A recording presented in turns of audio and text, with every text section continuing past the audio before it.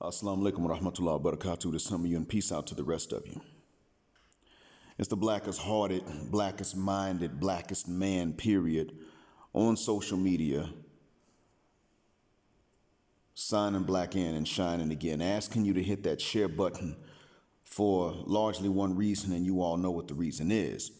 The message is more important than the messenger. And that being said, I want this message to benefit you. You as you listen, and even me as I say it to you. This being said, I wasn't planning on recording a part 3, to be honest with you. However, somebody decided to get very persistent. Not rude or mean per se. I don't want anybody to jump on her as if it was something personal. It's not that. Excuse me. Sorry about that. Don't worry, I don't have coronavirus. I just had a cough. Somebody decided to engage, especially on part 2 of this, the difficulties and the ease of swirling. And let me clear some things up first. Mostly, brothers, I'm going to address you and one sister for the most part, and that is K. Smith. Brothers, keep this in mind. I am for black men going SYSBM and IBMOR and being with women of other backgrounds on conditions, and one of those conditions is that her background, her people, her culture don't have a history of looking down on us and mistreating us. Indian women do. Pakistani women come from such a culture. Bangladesh, kind of off and on. They come from a culture where they like skin bleach, but they don't necessarily look down on and mistreat darker people that much. They don't have an issue with black folks. Ironically, very few of them are in Africa. The Persian and the Afghan men and the Arab men do have a history of looking down on us, but the Arabs don't have a history of violence against us that is racially based. They simply just forget that we're equally beautiful and that our DNA is no less desirable. But they're not a threat to us per se. They don't want to look like us. Consequently, that means mixing with them as friends is acceptable under certain circumstances, but mixing with them genetically is not acceptable even though they come from us. But this also means that if you were in African countries and you find that those women prefer Chinese and white men over black men, you leave them alone as well. You say to them, bye, be good riddance. Because white supremacy is not to be tolerated by whites, half-whites, or Negroes. And our enemy is white supremacy. Don't get that twisted. So just like I tell us, please avoid Becky for your own safety's sake. Because even if she's a good person, her family cannot be, you can't put your trust and your valuables in the hands of her relatives. Some are racist and they know it, others are racist and don't know it. I also say to sisters, if you're going to swirl with men from backgrounds that don't have a contentious history with us. The difference is when I say this to black men, many black men actually listen, they perk their ears up and they say, you know what? Yeah, we got options. There are women from parts of the world that don't have a history of looking down on us and mistreating us. Most of it, though, is limited to a few areas. Afro-Latino communities, they're getting over the white supremacy and the brainwashing. They're fighting it. Hats off to them. The motherland, it depends on where you are. It's a big place. It's not all the same, but it depends on where you are. You know where else? Melanesia, South Pacific Islands. You know where else? Southeast Asia. They ain't black, at least not many of them, but they're close enough, not only genetically, but more importantly, psychologically. Even with their use of skin bleach, they don't necessarily look down on and mistreat people for being darker. Now do you see? Now do you understand? So I recommend what's good for the goose is what's good for the gander. The problem is this: when I tell sisters, though, brothers will hearken and say, yeah, you know, we do have options. Sisters are a little bit different. Sisters, they want to roll their neck, snap their fingers. They want to talk down to us. They want to tell us they'll go and take their pussy wherever they please. But then when they swirl, it is only with men from communities that look down on us. No exceptions. Now, when I said that black women are not going to have an easy time dating Asian men, let alone marrying them, I wasn't saying that there are no exceptions. But Kay Smith decided to engage, not meanly, not disrespectfully. I don't want anyone to attack her personally. I want to argue the points here. Number one, Kay Smith. Now I'm addressing you, sister, and other sisters that are in your camp. You did not disprove anything I said. I said specifically that black women are not going to have necessarily an easy time swirling with Asians. Because actually white men from Europe and from from Western Europe and its diaspora, including the United States, would probably, because they're more individual, give you a chance before an Asian man or an Arab or a Pakistani or a Persian or an Indian man would give you a chance. And maybe even before Eastern European man would give you a shot. I said this, talking about probabilities. Now, I'm not saying that a white guy's going to treat you equally to how we would treat a white woman either. I'm not saying that. I'm saying they may give you more they may be more willing to date you. As far as marriage, I'm not really sure. I mean, I think you have an easy time marrying one of them even still. And I don't know how they're going to treat their own kids.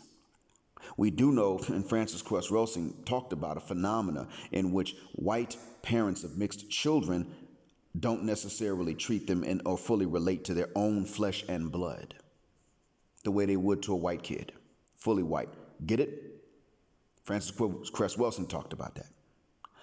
Now, ironically, Frances Cress Welsing would not approve of what a lot of us are doing, but at the end of the day, she would understand, I think, because where do many of us go? Afro-Latina women and women from the continent and women from Southeast Asia. That's pretty much where we go. In the Southeast Asia, we're pretty much, for us, it's pretty much the Philippines and Thailand. That's where we at right now. And those of us that are Muslim will consider those two along with Indonesia and Malaysia. That's where we at. If we do mix, we're mixing either culturally, not racially, or we're mixing racially, usually with Southeast Asian women. That's usually what's happening. That's it. So Frances Cress Welsing would not take much issue with the numbers of us. There aren't numbers of us enough to where we're only looking for white women for her to have been alarmed if she were still alive today. I understand what Frances Cress Welsing was talking about, because on the flip side, when dealing with you sisters, when you swirl, you want to swirl specifically with men from cultures that don't typically like and respect us, especially you. And that's not fair to you. So when I say to you sisters, please leave certain groups of men alone, I'm not saying this out of fear that you're going to love them more than you love us. I'm saying this out of fear that you're going to wind up more traumatized than you already are, because we are a traumatized people, we men and you. The difference is we men understand we're traumatized. We're trying to do something about it. Most of you all are still reacting in that emotional stage. I don't want to hear shit, motherfucker.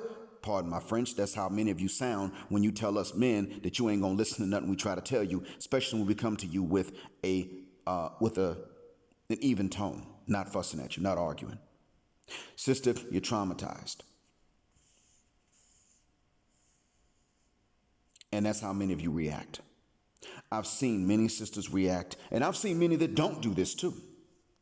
But they're usually more conscious, more black conscious, But I've seen many sisters that react with trauma because they can't fit a big screen TV into a small car. We're going to get this thing in here in Jesus' name.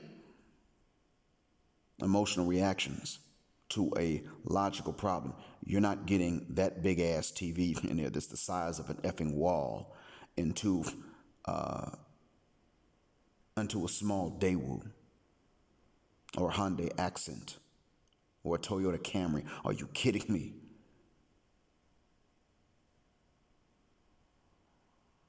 They will react crazily to stuff like this because you're traumatized. We're traumatized. And I don't want to see you more traumatized. It's the same reason I tell men, if you stepping out on us, on sisters, fine. Consider black women of other nationalities that are not Western. They're going to be different from each other. You can find your niche, or Southeast Asia, areas where the women, or Afro-Latina women, where they don't have problems with us because we are black. Leave alone the Indian woman, because even if she don't hate you, her parents might. Leave alone that Pakistani woman. You got more of a danger there. Leave alone that Persian woman, that Afghan woman, that non-black Arab woman, leave them alone for that reason, and definitely leave alone Becky and Amber because they are dangerous. And their families are even more dangerous. Same thing. I'm not saying we can sit up here and screw who we want, but you can't. I should say that to you, but I don't. Instead, what I say to you is, simply put, sister, you don't have the same options. It's not something we chose. It's something that the men and the women over there chose. But still limit yourself to the men that will give you a chance. Afro-Latino men, for example. You may say, well, if I got a passport to a country that they want to live in and they're just from Colombia or someplace I don't want to live, why should I give them a chance? See, at that point, what you're saying is you're not going to abandon hypergamy. Fine. Why do you get mad when brothers marry women from countries that may be glad to go to the States if they choose to do so, or we choose to take them? Why do you get mad when we marry women from second and third world nations and third world economies and then say they just using you? So what you're saying is you just using whoever you with. If a man does not have something for which you can use him, you say you don't want him. So when a man has nothing in the way of resources for which you can use him, then what is it you're using him for? His DNA and sex. And that's the only way you can use a man that's not an insult to who he is. Even then, that could be considered an insult. Well, you ain't the smartest mother around here, but you sure can't throw down in the bed. Now you have an insult and a compliment together. So, when you tell a man, I like you for your money, that's an insult. That means ain't nothing else about him man enough. But you tell a man, I like you for your penis, that's a compliment. You may insult other things about him and you still complimented his penis. And that's because wealth is not always based on merit in any society. Merit can help. It can help you. Merit really helps you save what you earn. It doesn't necessarily help you earn more. It can stop you from earning more, to tell the truth. That's the truth of the matter. Merit around the world does not make you wealthy. It can just keep you from getting closer to poverty too quickly if you already got something. And you know that. And that being said, K. Smith and other sisters, I also want y'all to keep this in mind. K. Smith, you did not disprove anything I told you. I said to you, black men do have options. Black women have some more options than what I saw them have when I lived in the United States. But where I live, you don't have that many options. And in the neighboring nations, you don't have that many options. And I said that in Eastern Asia, you don't have that many options. But Southeastern Asia, I don't know. I said this. Now, you sent 7 links, and apparently some of them you sent more recently because only 4 showed up on my screen at first, K. Smith. You sent 7 links. Every link that I opened showed a black woman with a Korean man. Did I not say that when you black women are willing to swirl with Asian men, they're always from China, Japan, or Korea, which ironically are the nationalities that look down on other Asians and black people? Did I not say this from the beginning? Didn't I tell you from jump? Didn't I warn you from the very beginning about this? All these sisters were with Korean men. If you were going to disprove me or teach me something I didn't know, in which case I would gladly say, hey, I didn't know this, you would have sent me links to black women with Asian men from tropical Southeastern Asia with some more melanin in themselves. And then I would have understood, okay, well now, and see, even then I didn't say that you don't have a chance. I said I don't know what the chances are in those regions. Send me some black women that are from first world nations now, that are with men from the Philippines, Malaysia, Indonesia, Laos, Cambodia, Thailand. You didn't do that. So I learned nothing new. Now, see, when I tell you about a particular pattern, I'm not usually saying that there is absolutely no exception. I already know of an African-American woman who's very, very, very pale, very light-skinned, married to a Japanese, Vietnamese American. I already know about a scenario like that. They just had the child. but he's from the States, multi-generations in the States, in which otherwise he wouldn't be part Japanese and Vietnamese, because them two don't mix back in Asia. Understand? You get it now. So you weren't telling me something I didn't know. You didn't shut me down. You can't snap your fingers, and you can't give your friends a high five in this case. Now I'm going to say one more thing and I'm going to be done with it. And this is my 8th time trying to record this to keep it brief, but that's not going to happen. There's nothing I can do about it. K. Smith, this is something I want you to ask other sisters, because this is not something that you yourself have said to me lately. Actually, but first, let me address something you said. You even said you would prefer a white or European to an Arab. You do realize that Arabs don't commit violence against black people, even though they don't want to look like us, and even though they might disown someone for marrying us. They don't hate black people. They think they're better per se, but they don't, and they come from us, but they don't hate black people. So why would you prefer someone with in-laws that hate you to someone with in-laws that just don't want to mix with you and don't hate you and would not mistreat you if you did a job for them? Why would you do that? Why would you prefer that per se? I'm just wondering. I mean, you'd prefer the white Arab. Okay, what if you found a black Arab? You're not going to find a black white man. What if you found a black Arab, though? What would you do in that case? Would you say, oh, hell no, because he's black? His lips are too big, his nose is too wide? But anyway, going to the point I wanted to end up with. This is something you did not say, but a lot of sisters have said. So I'm going to ask you to ask them and get back to us if you can, please. I've heard sisters say that black men want to get away from being black, and that they don't want to have black babies, and that they want closest thing to white they can find, when in fact most black men who don't date or marry black women tend to go for other women of color. If I wasn't married and I didn't know of any black woman that's attractive that wanted to marry me, which for a long time I did not, I would have been looking in Southeast Asia. Take that as me as an example. And many other brothers are similar. I know that I'm actually normal in this regard because I know enough other brothers to compare myself. So I would not have been looking for Beckys. I can't trust them. Plus I know what their breath smells like early in the morning before they brush their teeth. It's not pretty. I'm sorry, even after they brush their teeth, it ain't pretty. I know. So, no, so I'm not, when their breath gets rotten, it gets bad. Worse than now. So I think I'd rather just, gum ain't gonna take care of it. It's too sharp. It fills up a room, and they don't smell it. And when they start to stink, there's a difference between the way they smell and the way we sweat. And the funny thing is, having lived amongst Arabs and in a hot climate, when they sweat, they actually smell more like we do. That's the funny thing. They don't smell like Caucasians when they sweat. And that might be the reason that the Arabic word for race is very similar to the Arabic word for sweat, and they actually come from the same root. They're two derivatives of the same root. Then maybe that's the reason for it.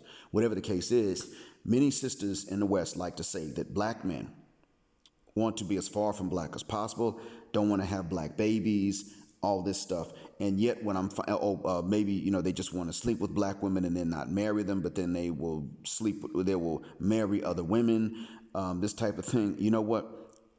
All these things that I've heard black women in the West saying about black men lately, I have seen with my own two eyes are not true in the United States, and they are true over here where I live about these tragic desert mulatto men and their neighbors from Afghanistan, Pakistan, Iran, India. You get it? You catch my drift? These are the men who are so, they don't want to put more black blood into their bloodstream, and the women are the same way. Although the women will accept it from a black man sometimes. They can get away from the parents. And the men are more adamant. They do not want to introduce black blood through a woman or blacker blood through a woman. They don't value dark skin in women. when it comes to beauty. They disvalue it, meaning these are the ones who automatically look at black women because they are black, regardless of nationality, and say they're not as beautiful. And even when they look at East African women from whom these Arabs get their own features, they still tend to say they're beautiful, but they're black, or they say they're black, but they're beautiful. They always use a conjunction but. And they still don't marry them either, because the color is enough to dissuade them from marrying even beautiful black women according to their own standards. So that being said, this idea is true here, not so much true about black men in the West. So my question is, since there is this projection, where did black women learn the original image onto which they're projecting us? Where do they find out about this attitude, since we're not the ones that showed it to them? Have sisters in the West been fornicating with all these non-white, non-black men secretively and more than we know about? And is that the reason that black men who are virgins don't have the option to lose their virginity to a black female virgin? Is that the reason? Is that what's going on? Is that why these men here think that black women are easier if they're not Muslim and freakier in the marital bedroom if they are Muslim? Not necessarily easy, but just, freaky when they do get married. Is that where they get this idea from? Because black women are chasing down these guys for their penis alone? Is that the reason? I need to know if that's what's going on or not. Brothers need to know if that's what's going on or not. Because if we're being blamed for always trying to be with everybody but black women, and it turns out it's not us, then who is it that's actually chasing after lower melanin concentrations if it ain't us? Who's doing that? Because I can tell you now, them women that the Japanese say are too dark for them, they're all right with me. These women that even Africans say are too dark for them, they're all right with me. I'll take them. And I know a lot of other brothers that will too. I know brothers that prefer light, prefer dark, and who don't care. Sisters of all complexions have a shot. It's just a question of other things. When I look at brothers, I notice this. Brothers that are pale don't have as much of a shot, especially if their hair is also straight or loose or kind of curly. I notice this, at least in the Southeast, and I haven't heard about it changing lately.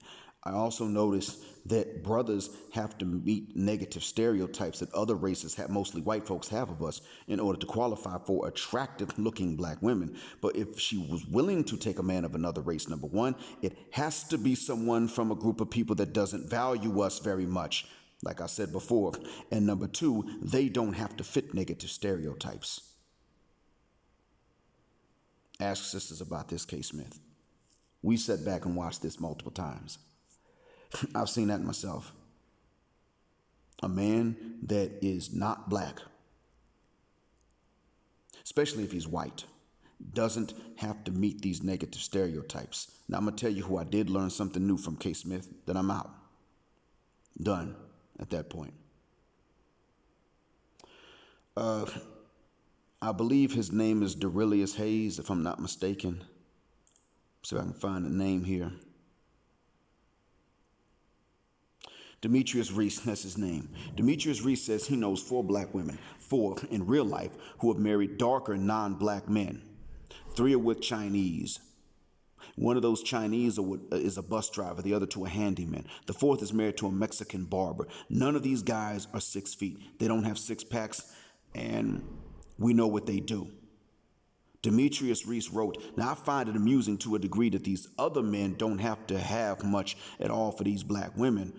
Remember, I know them to act and be cooperative, pleasant, and even servile to these men. This is where the amusement ends, because I knew their past black male boyfriends, regular working guys, and they treated them like crap, cheating, and everything else. Oh, well. Oh, yeah, they are slim and had no children prior to marriage.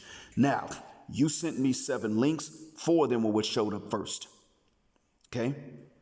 He's talking about 4 women. And another man chimed in, Ron Ibeziaco, and said, yep, see that here in Houston. Demetrius, he's the one who told me something I didn't know. Because I was aware of sisters being willing to lower their standards for specifically white men. Now, from what he's telling me, They're willing to lower their standards for any non-black man on the condition that they come from communities that don't like us. And we know how Chinese feel about black skin, and we know how Mexicans feel about black skin, the ones that aren't black themselves and come from Mexico. Now, the Chicanos, I don't really know, but the ones that come from Mexico, we know how they feel. I know how they feel because it's their Spanish I learned first, and they talk cash shit about us when we ain't around or they don't know we're around. Even if they don't hate us, they still talk cash crap about us. Let a black man have more money than them, and he's a Latino. They got something to say about that. The kids may not be as bad, but some of them elders, oh my God.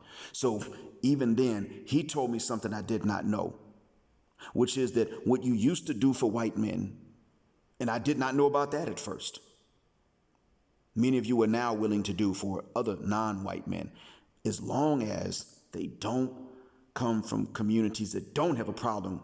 It's almost like the more their communities hate you or look down on you, the better the men are from that community in terms of how you rank them and how little they have to do to get so much out of you. Not you individually, K. Smith, but you collectively, the plural you. Go back and ask sisters about this. I've explained everything I need to explain at this point. I'd love to know more. Feel free to come back to us and tell us.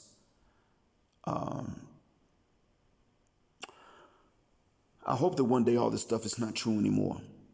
In the meantime, I hope it helps.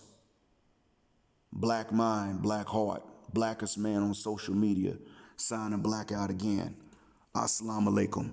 And black male power, just 'cause Sapphire don't like it.